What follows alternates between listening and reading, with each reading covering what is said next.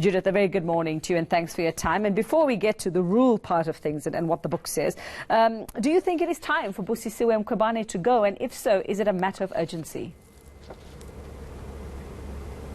I think it is time, Yuveka. We now have a raft of judgments against her. We also have the Gordhan matter today and the President taking her report against him on the Bosasa matter on review. But I do think that given what happened yesterday in the Constitutional Court, it really is a bit of a game changer because the court used very strong judicial language to speak to the way in which the Public Protector has conducted herself.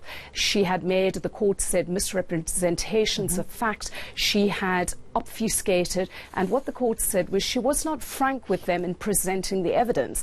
And that, to me, speaks to somebody, if you're misrepresenting the facts, well, that's just a polite way of saying that you're lying. And so this is a serious judgment against the Public Protector. The Constitutional Court, Yuveka, is also, as you know, the highest court in the land, and therefore its judgments are binding. And so no doubt the courts which will be hearing the Gordhan review and President Ramaphosa's review will have to take heed of the Constitutional Court judgment last night. And it didn't end well for the Public Protector. So I really do think that here we have someone in a constitutional office who is unable to uphold the standards of the Constitution. And that, to me, speaks to delinquency. So what does the Parliamentary Rulebook actually say about the role of the Public Protector and what happens? And is there room for mistakes, Judith? There is room for mistakes, and particularly procedural ones. And we've seen, Yuveka, that the Public Protector has come out and said to Thandi Modise, the Speaker of Parliament, that she will try to interdict the proceedings, or whatever the word she used, because she felt that it was unlawful. Now, firstly, the Public Protector is a constitutional body in terms of Section 181 of the Constitution. In terms of Section 194(1), the Public Protector can be removed on the basis of misconduct, incompetence, or incapacity. And that the Public Protector Act then says that a committee of Parliament has to then look into the matter. What has happened now is that the Justice Committee has been seized with the matter via the Speaker. Now, there is an open question as to whether that is indeed the correct committee to actually deal with this matter, and whether instead an ad hoc committee should not have been formed, simply because the Public Protector is appointed by an ad hoc committee of Parliament, and so therefore some people are of the view that logic would dictate that an ad hoc committee should in fact be looking at her removal. Removing the Public Protector as the head of a parliamentary institution, a constitutional body, is an extremely grave step, and so we must be careful that we get this procedure right.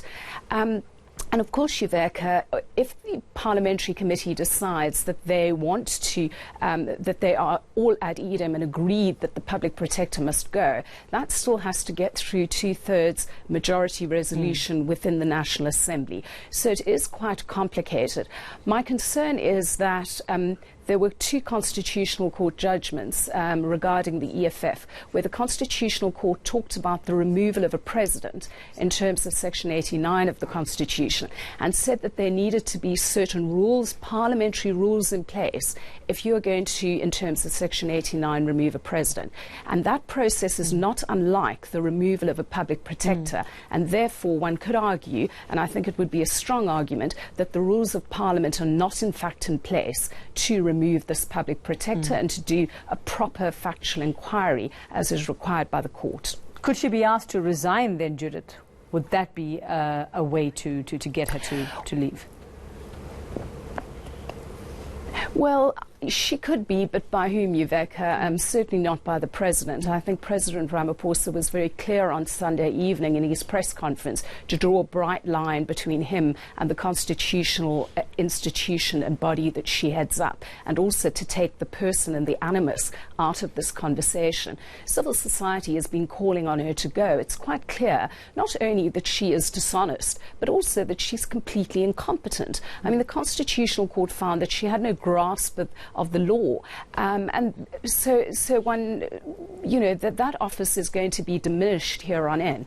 And the DA's position on this is disingenuous, saying one needs to take each report as it comes. Well, if somebody is fundamentally incompetent, that simply doesn't make sense. So we can ask for her to leave, civil society has, but I suspect that she is not for leaving, as Margaret Thatcher wasn't for turning. So I don't think we're going to be rid of her that easily, I'm afraid. She's stuck to her guns for most of this fight anyway. So Judith, you speak of the two-thirds majority that has to happen at some point, and like you talk about the DA standing by her in some ways, other than this issue when it came to Bancorp and the Reserve Bank as well. And then you see the EFF standing by her as well. If you had to sort of gaze into the future a little bit, and if it did come down to that, do you foresee that there would be a bit of a tussle when it came down to that majority vote then? Because, like you said, they'll pick and choose when they want to stand by her and not. Yes, Yveka, that's tricky. The two-thirds majority, so according to the parliamentary rules, Appendix B, that's 267, is the two-thirds of 400. The ANC have 230 seats in Parliament, the DA 84. So if these two parties are in agreement, then you could have the removal. The problem, Yveka, that I see is that the ANC is divided on this. The ANC, and I haven't seen, and I might be wrong, a statement from the ANC as a party condemning the Public Protector's conduct after yesterday's judgment. It has been silent. There has been a Twitter war going on amongst some within the ANC, like Tony Ngeni, saying she needs to stay.